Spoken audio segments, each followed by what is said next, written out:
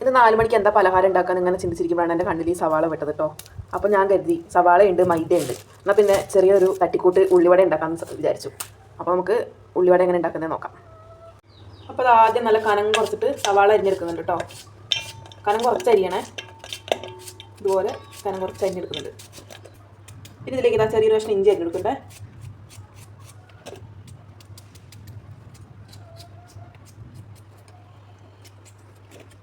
പിന്നെ 2 ചെറിയ പച്ചമുളക് എടുക്കണം കേട്ടോ. എന്താ വെച്ചാൽ അധികം എരിവ് വേണ്ടല്ലോ, അതുകൊണ്ട് ചെറിയ പച്ചമുളക് എടുക്കണം 2 പിന്നെ എരിവ് ആവശ്യത്തിന് അവനവൻ്റെ ഇഷ്ടത്തിന് എടുക്കാം കേട്ടോ. നല്ലോണം എരിവ് വേണ്ടവർക്ക് കൂടുതൽ മുളക് എടുക്കാം. ഞാൻ പിന്നെ ഇത് കുട്ടികൾക്ക് കൊടുക്കേണ്ടതുകൊണ്ട് കുറച്ച് എടുത്തിട്ടുള്ളൂ. അപ്പോൾ അതും അരിഞ്ഞെടുത്തിട്ടുണ്ട്. കറിവേപ്പിലയും കൂടെ നമുക്ക് ഇതിലേക്ക് ഇട്ട് കൊടുക്കാം.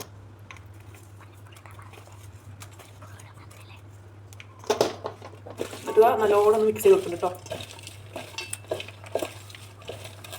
എന്നിട്ട് നമുക്കിത് കുറച്ച് നേരം ഒന്ന് അടച്ചു വെക്കാം. അടച്ചു വെക്കുമ്പോൾ ഈ സവാളയത്തെ വെള്ളമൊക്കെ ഇതോട്ട് ഇറങ്ങും.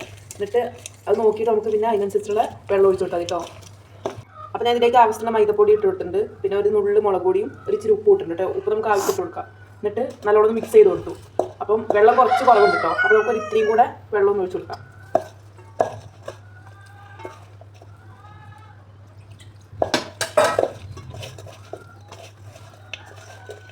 നല്ലോണം ഒന്ന് മിക്സ് ചെയ്തെടുക്കാം കേട്ടോ. അപ്പോൾ ഇത് ഇളക്കി നല്ല മിക്സ് ചെയ്ത് വെച്ചിട്ടുണ്ട് കേട്ടോ. ഇനി നമുക്കിത് കുറച്ച് നേരം അടച്ചു വെക്കാം കേട്ടോ.